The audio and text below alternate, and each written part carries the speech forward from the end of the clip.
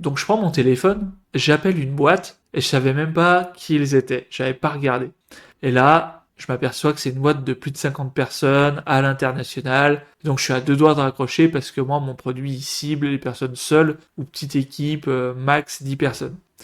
Et là, le mec me dit, non mais attendez, peut-être que je lui avais paru sympa, je sais pas. Il me dit, non mais attendez, c'est vendredi, c'est 17h. Bah maintenant que je vous ai, racontez-moi ce qui fait votre logiciel. Et là, le gars me dit, mais c'est exactement ce dont on a besoin. Il m'avait même dit, votre appel est providentiel. Bon, je vais pas vous assommer avec ces schémas que mon agent m'a fait parce que j'avoue que je m'y perds. Je vais vous raconter l'histoire plus improvisée. Donc en gros, hier, j'étais vraiment voilà dans les appels, dans les leads et ces leads que j'ai eu, c'est deux meilleurs ouvriers de France et donc j'étais aujourd'hui dans une démarche de continuer la prospection. J'ai eu ma matinée complètement bloquée à cause de Meta. Je sais pas comment ils font leur API développeur, mais c'est vraiment franchement, je galère toujours avec ces trucs-là. Il fallait que je justifie l'identité de l'application et donc il fallait que mon compte avec lequel je me connecte soit le nom de domaine soit identique au nom de domaine de l'application sur laquelle ça va être déployé. Donc j'ai créé une adresse mail david@metalmaestro.fr. Je suis obligé de me créer un compte Facebook pour pouvoir me connecter. Je vais dans business.facebook.com et je dis bon bah maintenant l'admin c'est david@metalmaestro.fr et je supprime mon adresse de particulier @live.fr. Et après que j'ai fait ça, qu'est-ce qui se passe? Eh ben dans l'espace développeur, je n'ai plus accès à l'application que j'ai développée pour connecter avec WhatsApp, ni à partir d'une adresse, ni à partir de l'autre adresse. Donc, qu'est-ce que j'ai fait? J'ai du tout reprogrammer pour que ça fonctionne. Donc je suis reparti de zéro. Donc voilà, ça m'a bouffé le matin, heureusement, bah, comme je l'avais déjà fait une fois, c'est allé assez vite, mais bon, bah, bouffé la matinée. Et donc l'après-midi, je reprends ma prospection, et en fait hier j'ai épuisé tous les meilleurs ouvriers de France, et une autre cible que j'avais, c'était les influenceurs sur YouTube. Enfin, YouTube, Instagram, TikTok, tous ceux qui avaient de l'audience. Et là, les quelques personnes, en fait, je m'aperçois qu'il n'y a pas de téléphone. Donc, qu'est-ce que je fais? Je commence à m'enregistrer pour leur envoyer par mail ou par message Instagram. Enfin, voilà, je me débrouille un peu comme je peux. Et puis, je me dis, mais les mecs vont jamais me répondre. Va falloir que je relance, je vais pas m'en sortir.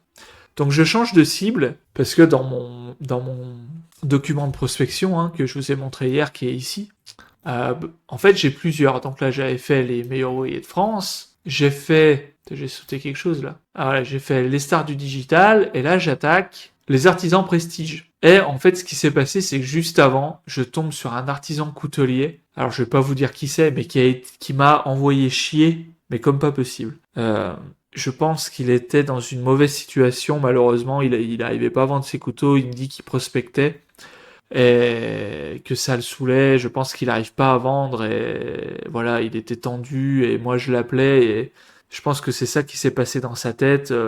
Je pense que les gens qui prospectent, qui n'arrivent pas à vendre, détestent qu'on les prospecte et ils veulent pas acheter parce que eux n'arrivent pas à vendre. Bon bref, passons sur ce problème psychologique.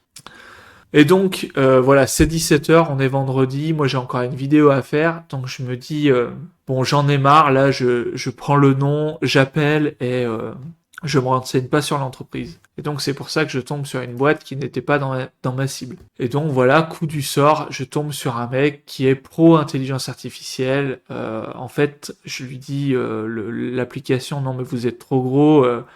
Il dit mais comment ça on est trop gros, je vois pas pourquoi c'est un problème, expliquez-moi ce que c'est l'application. Euh, et donc là je lui explique et il comprend qu'en fait lui c'est quelqu'un qui est pro IA, il utilise ChatGPT, il utilise Gemini, il a pas utilisé Claude mais ça le tentait bien.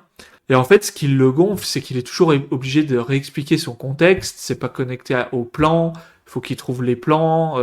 Donc c'est long, c'est chronophage, mais il va quand même 2 fois plus vite.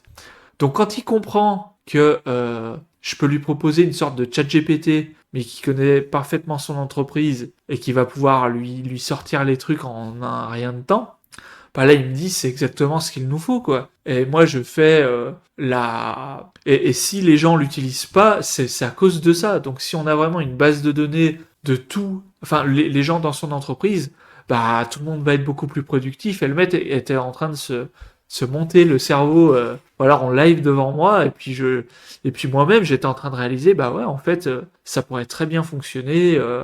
Donc voilà voilà le truc, en fait.